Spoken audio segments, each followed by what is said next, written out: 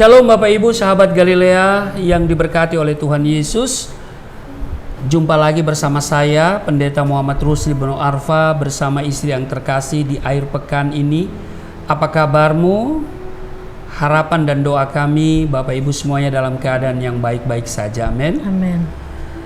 Sebelum berkegiatan di akhir pekan ini, mari kita datang kepada Tuhan di dalam kerinduan dengan penuh sukacita dan ucapan syukur tentunya ya, kita hampiri hadirat Tuhan. Mari kita berdoa. Bapa surgawi, Bapa di dalam nama Tuhan Yesus, Amin. kami datang di hadapan-Mu dengan sukacita karena Tuhan adakan hari ini bagi kami. Terima kasih Engkau telah menjaga dan menyertai sepanjang malam dalam istirahat tidur kami. Engkau yang sudah memberkatinya. Dan juga kami percaya Engkau merancang kehidupan yang baik untuk kami di hari ini.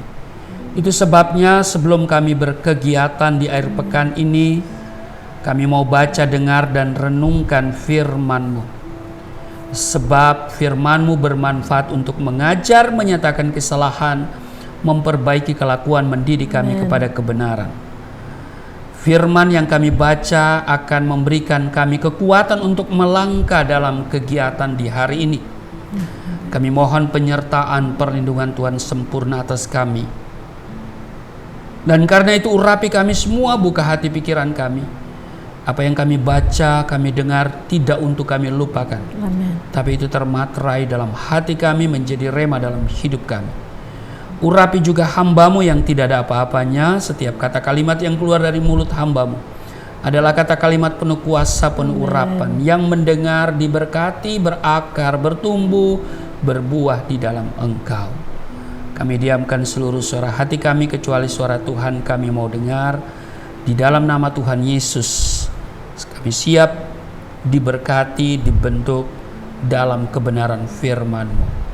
Haleluya, amin. Bapak Ibu, kita akan baca di Markus 10 ayat 46 sampai dengan ayatnya yang ke-52. Istri saya akan membacakan bagi kita semua.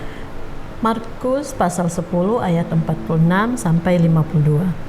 Lalu tibalah Yesus dan murid-muridnya di Yeriko. Dan ketika Yesus keluar dari Yeriko bersama-sama dengan murid-muridnya dan orang banyak yang berbondong-bondong, ada seorang pengemis yang buta bernama Bartimeus, anak Timeus, duduk di pinggir jalan. Ketika didengarnya bahwa itu adalah Yesus orang Nazaret, mulailah ia berseru, "Yesus, anak Daud, kasihanilah aku." Banyak orang menegurnya supaya ia diam, namun semakin keras ia berseru, "Anak Daud, kasihanilah aku." Lalu Yesus berhenti dan berkata, "Panggillah dia." Mereka memanggil orang buta itu dan berkata kepadanya, "Kuatkan hatimu, berdirilah, ia memanggil engkau." Ayat 50, lalu ia menanggalkan jubahnya, ia segera berdiri dan pergi mendapatkan Yesus. Ayat 51, tanya Yesus kepadanya, "Apa yang kau kehendaki supaya aku perbuat bagimu?" Jawab orang buta itu, "Rabuni, supaya aku dapat melihat." Ayat 52, lalu kata Yesus kepadanya, "Pergilah, imanmu telah menyelamatkan engkau." Pada saat itu juga melihatlah ia, lalu ia mengikut Yesus dalam perjalanannya. Menarik, Yesus berkata kepada Bartimeus, "Pergilah, imanmu telah menyelamatkan engkau." Amin. Bapak Ibu, kalau boleh saya bertanya kepada Bapak Ibu semuanya, sudah berapa lama engkau menjadi orang Kristen? Pertanyaan selanjutnya, sudah berapa kali engkau mengalami kekalahan? Saudara, saya tidak bertanya sudah berapa kali engkau mengalami kemenangan ya. Karena memang kemenangan itu adalah takdir bagi kita. Jadi kita ini sudah ditentukan untuk mengalami kemenangan di dalam Yesus Kristus. Amin. Amin. Yang saya bisa tanya, sudah berapa kali engkau mengalami kekalahan?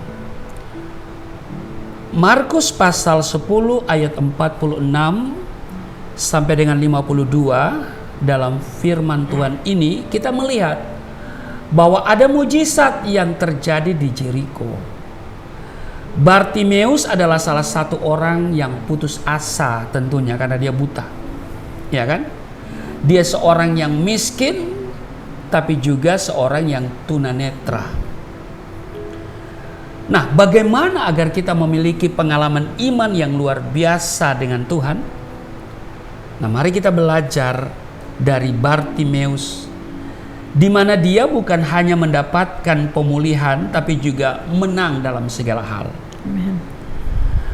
Mungkin kita sering mendengar dari orang-orang yang bersaksi bagaimana orang itu ditolong Tuhan, tapi saudara rindu agar saudara mengalaminya. Ada banyak orang mendengar kesaksian dan mereka juga rindu untuk mengalami kemenangan yang disaksikan oleh orang yang bersaksi itu. Nah, pertanyaannya bagaimana? Yang pertama saya mau bilang begini Bapak Ibu, kalau kita lihat dari Bartimeus ya, kenapa Bartimeus mengalami kemenangan dalam segala hal? Karena Bartimeus mengandalkan telinganya, maka imannya timbul. Ya kan? Bartimeus itu kan buta. Tapi satu hal yang dia punya adalah dia mempunyai pendengaran yang luar biasa. Biasanya begitu saudara ya. Orang yang buta dia mengandalkan pendengaran dan perabaan. Biasanya orang yang buta pendengarannya itu tajam. Bapak Ibu, mari kita jaga pendengaran kita dengan baik. Amen. Bartimeus ini sangat menjaga pendengarannya. Hal yang dia dengar adalah bahwa ada Yesus, orang Nazaret, yang bisa menyembuhkan setiap orang yang sakit, sedang datang ke Yeriko. Sudah pernah ke Yeriko? Yeriko adalah kota tertua di dunia dalam pengawasan atau dalam daerah otoritas Palestina itu, ya. Yeriko, saya sudah 12 kali terakhir ke Yeriko itu bulan Oktober 2022. Harusnya Oktober ini berangkat, tapi ya ditunda nanti bulan Februari. Kalau saudara mau daftar silakan. Kita berangkat di bulan Februari nanti sesudah pemilihan umum. Nah, jadi Bartimeus mendengar ada Yesus orang Nazaret yang bisa menyembuhkan segala penyakit sedang datang ke Yeriko. Bapak Ibu, seperti Bartimeus dia mengandalkan pendengaran. Iya toh? Nah, saya punya saran. Kalau Bapak Ibu membaca firman Tuhan, Alkitab, saya sarankan dengan bersuara, jangan dalam hati. Jangan membaca dalam hati. Karena kalau kita membaca firman Tuhan, maka telinga akan mendengar dan pikiran kita bisa mencernanya. Kan iman timbul dari pendengaran. Pendengaran akan firman Tuhan. Waktu kita baca firman dengan bersuara, pendengaran kita awas begitu ya, mendengar. Dan iman akan timbul di hati. Iya kan? Jadi ketika ada masalah, maka firman Tuhan ini akan keluar dan menguatkan iman kita. Amin. Roma pasal 10 ayat 17. Kita baca Roma pasal 10 ayat 17. Di sana dikatakan, yaitu iman timbul dari pendengaran. Coba baca supaya lebih jelas ya. Roma pasal 10 ayatnya yang ke-17 dikatakan, jadi iman timbul dari pendengaran dan pendengaran oleh firman Tuhan. Iman timbul dari pendengaran dan pendengaran akan firman oleh firman Kristus. Firman pada mulanya kita dengar. Amen. Mungkin tidak enak, bahkan cenderung mengantuk. Iya kan? Siapa di sini di antara Bapak Ibu kalau baca firman ngantuk? Ada kisah dari Manado, 2 orang mahasiswa, yang satu sangat rohani tapi yang satu sangat duniawi. Orang yang rohani, orang yang duniawi tidak akan bisa mengerti perkara-perkara yang rohani. Satu saat yang duniawi ini, dia bilang sama temannya yang sangat rohani, dia bilang, saya ini susah tidur. Ya, saya susah tidur, setiap malam saya susah tidur. Tidur mungkin hanya 1 jam. Maka temannya yang rohani ini beri saran, kamu baca Alkitab deh. Nah, jadi baca Alkitab. Orang yang duniawi ini dia pikir itu saran sebagai solusi. Ya. Oh, mungkin kalau baca Alkitab bisa tidak susah tidur begitu ya. Karena orang yang rohani ini cuma bilang kamu baca Alkitab. Maksudnya kalau baca Alkitab itu ada tenang, ada rasa damai, ada sukacita.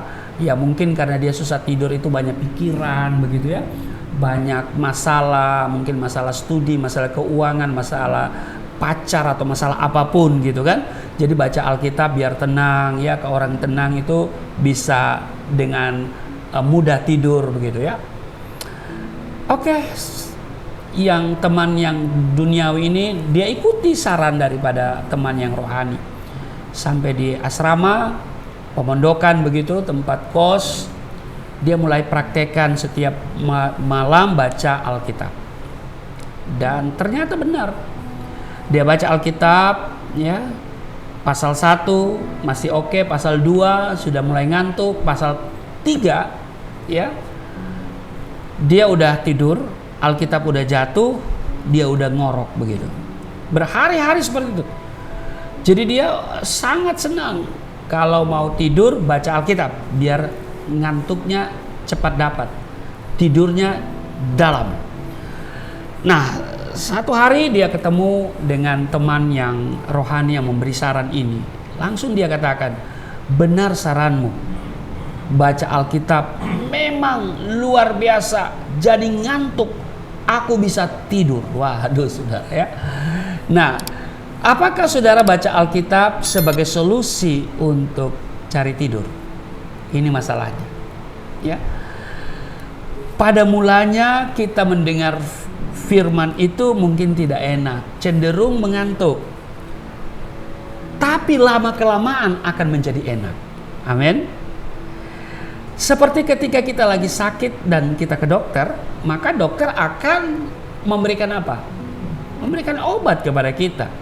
Dan obat itu rasanya pahit. Karena obat bukan permen ya. Karena yang bisa menyembuhkan adalah obat, bukan permen. Iya, saudara, rasanya pahit, tapi bisa membawa kesembuhan, menghilangkan rasa sakit misalnya, ya. Apalagi kalau kita demam itu pahit itu, ya. Jadi yang pertama karena Bartimeus mengandalkan telinganya, pendengarannya, imannya timbul. Yang kedua supaya kita mengalami kemenangan, berdoa. Amin. Ketika Bartimeus mendengar dengan telinganya bahwa Yesus telah datang, maka hal yang dia lakukan berikutnya adalah berseru. Dia berseru kepada Yesus. Berseru di sini mempunyai arti yaitu berdoa. Yesus katakan, berserulah kepadaku, maka aku akan menjawab engkau. Kita jangan hanya berseru dan menyebarkan masalah kita kepada teman-teman kita. Tapi mari kita datang dan berseru kepada Tuhan, menyampaikan masalah kita kepada Tuhan. Amin. Karena Dia adalah alamat yang tepat untuk menyelesaikan masalah tanpa masalah. Sebenarnya masalah kita menjadi besar itu karena kita sendiri dan bukan karena orang lain, apalagi Tuhan, iya kan? Seperti sabun. Kalau kita taruh dalam air dan kita aduk-aduk, apa yang terjadi? Dia akan berbusa. Tapi kalau kita diamkan 30 menit, maka busanya akan hilang dan yang tersisa adalah air yang bercampur dengan sabun. Betul? Nah, masalah kita itu seperti Musa. Kalau kita mau diam di bawah kaki Tuhan, maka Tuhan akan menunjukkan kepada kita jalan keluarnya. Amin. Amin. Amin. Bagaimana kita mengalami kemenangan seperti Bartimeus? Mari kita belajar seperti Bartimeus, yaitu dia mengandalkan telinganya, pendengarannya. Karena memang iman timbul dari pendengar akan firman Tuhan. Apa yang kita dengar? Firman Tuhan. Amin. Bukan dengar gosip, bukan dengar yang lain, ya, cerita-cerita hoax. Kita dengar firman Tuhan setiap hari, Senin sampai Sabtu 4.30 waktu Indonesia bagian Barat. Saya menjumpai Bapak Ibu semuanya untuk menyampaikan firman Tuhan. Bapak Ibu dengar ya, sampai selesai doa Bapa kami dalam lagu itu. Ya, saya monitor itu. Kadang-kadang begitu amin khotbah, ya, selesai khotbah doa, mereka udah mundur. Harus selesai sampai doa Bapa kami, karena itu doa dalam lagu, ya kan? Yang kedua yaitu kita harus doa, berseru seperti Bartimeus, berseru kepada Tuhan. Saudara berseru dengan suara nyaring kepada Tuhan. Tuhan tolong, ya kan? Mungkin tidak ada kata-kata yang bisa saudara sampaikan, hanya kata tolong aku Tuhan. Tuhan dengar dan Tuhan akan menjawab. Yang ketiga, semakin keras berseru. Coba lihat di Markus 10:49 dikatakan di ayat 49, lalu Yesus berhenti dan berkata, "Panggillah dia." Mereka memanggil orang buta itu dan berkata kepadanya, "Kuatkan hatimu, berdirilah, ia memanggil engkau." Jadi yang saya mau katakan di sini, berserulah, ya. Di ayat 48. Banyak orang menegurnya supaya dia diam, namun semakin keras ia berseru. Ayat 48 ya. Semakin keras ia berseru. Semakin keras berseru itu artinya intensitas kita berdoa harus semakin tinggi. Amin. Doa itu seperti kita memecahkan batu. Kalau kita mau memecahkan batu, maka hal yang harus kita lakukan adalah terus mengayuhkan palu kita ke batu itu. Dan tidak akan berhenti sampai batu itu menjadi pecah. Sama seperti doa. Kalau kita mau doa, ya, kalau kita mau doa kita dijawab, maka kita harus terus berdoa, berseru kepada Tuhan. Kita harus terus berdoa dari awal sampai akhir dengan semangat yang sama. Kita baru berhenti berseru dan berdoa ketika Tuhan sudah menjawab pokok yang kita doakan dan mata Tuhan tertuju kepada kita.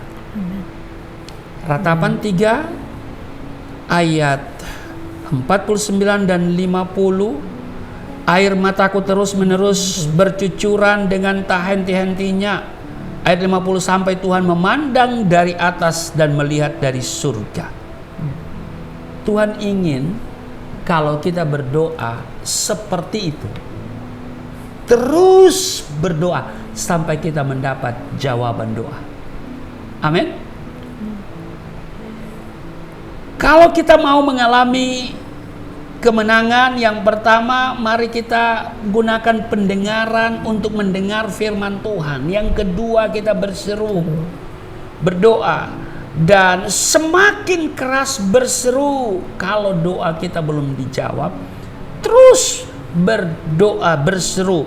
Yang berikut, yang keempat, ya, kita lihat di dalam ayat 50 di Markus pasal 10 tadi. Lalu ia menanggalkan jubahnya.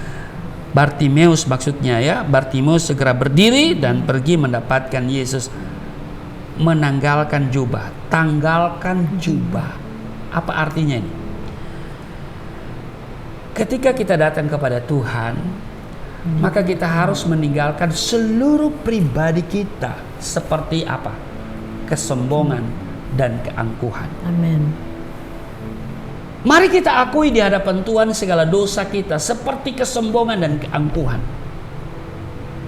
Kalau kita terus membela diri, berdalih di hadapan Tuhan, maka Tuhan tidak akan menjawab doa kita.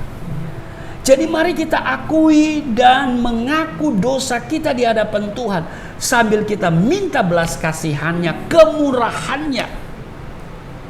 Dan kita berjanji tentunya kita mau sungguh-sungguh bertobat. Amin. Amin. Tanggalkan jubah. Dia tanggalkan jubahnya. Ini bicara tentang kepribadian yang tidak berkenan di hadapan Tuhan. Yang kelima, yang terakhir, perkataan iman. Amin. Amin. Jadi kita memperkatakan perkataan iman. Kita memperkatakan perkataan iman itu berarti firman Tuhan. Seringkali ketika kita dalam masalah, maka yang terjadi adalah kita lebih sering memperkatakan perkataan yang negatif. Yang seharusnya terjadi adalah kita harus lebih sering memperkatakan perkataan iman, yang perkataan-perkataan yang positif, perkataan-perkataan yang memberkati, yang menyejukkan hati. Perkataan iman itu penting. Mengapa? Karena perkataan iman bisa membangkitkan iman kita. Saya sering mengunjungi gereja sampah. Gereja sampah sudah searching di Google, ya, itu gereja Al-Mukatam yang berpindah dengan ucapan iman yang ada pada jemaat waktu itu, ya.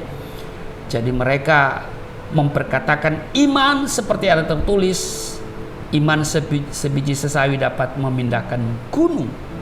Maka mereka berseru dengan iman yang ada pada kami perkatakan, pindahlah gunung ini. Maka pada saat itu terjadi gempa yang sangat dahsyat sehingga membelah gunung itu dan bergeser. Dan saudara, hari ini menjadi gereja yang luar biasa. Itu di zaman Khalifah Al-Muzlidin, ya, tahun 979. Kala itu Khalifah sangat benci terhadap kekristenan dan dia menantang kekristenan. Bahkan pastor yang dia panggil itu adalah Abraham bin Zara. Dia katakan, apakah Anda percaya Alkitab adalah firman Allah? Tentu Abraham bin Zara berkata, ya tentu saya percaya. Apakah Anda percaya perkataan Yesusmu itu, iman sebiji sesawi dapat memindahkan gunung? Ya, saya percaya. Lalu dia katakan, kalau begitu pindahkan gunung Al-Mukatam. Ya, kalau tidak berpindah dalam waktu 3 hari, maka konsekuensinya adalah orang Kristen harus disingkirkan dan dibunuh karena perkataan Yesus tidak benar. Nah, saudara, dan akhirnya mereka buktikan bahwa perkataan Yesus itu benar. Mereka memperkatakan iman. Markus 11:23 kita tutup. Aku berkata kepadamu, sesungguhnya barang siapa berkata kepada gunung ini, beranjaklah dan tercampaklah ke dalam laut, asal tidak bimbang hatinya, tetapi percaya bahwa apa yang dikatakan itu akan terjadi, maka hal itu akan terjadi baginya. Nah, yang penting gak bimbang. Amen. Itu kuncinya. Amin. Karena kita punya Tuhan. Amen. Dia yang otoritas, dia yang berdaulat, dia yang berkuasa. Dan kita diminta oleh Tuhan, ya, berdoa. Yang penting tidak bimbang. Amin. Maka itu Bartimeus juga dia berseru, tidak ada kebimbangan karena dia mendengar kisah Yesus itu menimbulkan iman dan dia berseru. Dia semakin keras berseru, dia menanggalkan jubahnya dan kemudian dia datang kepada Yesus dan apa yang terjadi? Dia mengalami kemenangan. Mari kita alami kemenangan. Saya percaya kemenangan, mujizat masih terjadi sampai hari ini. Amin. Selamat berakhir pekan, berkegiatan di akhir pekan ini. Tuhan Yesus memberkati. Mari kita berdoa. Terima kasih Tuhan, untuk hari ini kami dibangunkan iman kami. Kami harus memperkatakan perkataan iman dan kami tidak bimbang, sehingga kami harus mengalami kemenangan seperti yang dialami oleh Bartimeus. Kami punya iman dan kami terus berseru, dan kami akan melihat perbuatan Tuhan terjadi dalam hidup kami. Berkati seluruh sahabat Galilea dalam kegiatan akhir pekan ini. Tuhan lindungi, sertai, berkati, tidak celaka, tidak diserang oleh penyakit apapun. Di dalam nama Yesus, terhindar dari segala kecelakaan, mara bahaya, penyakit sampar. Di dalam nama Yesus, semua dalam perlindungan Tuhan. Damai sejahtera memerintah atas kehidupan kami semua. Di dalam nama Tuhan Yesus, haleluya, amin.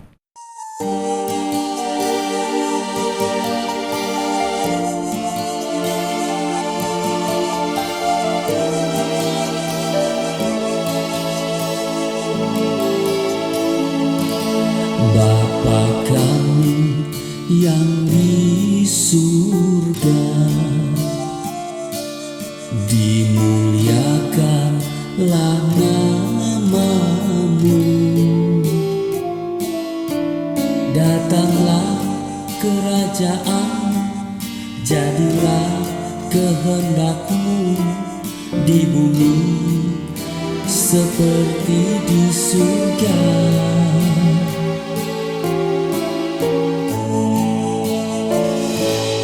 Berikanlah kepada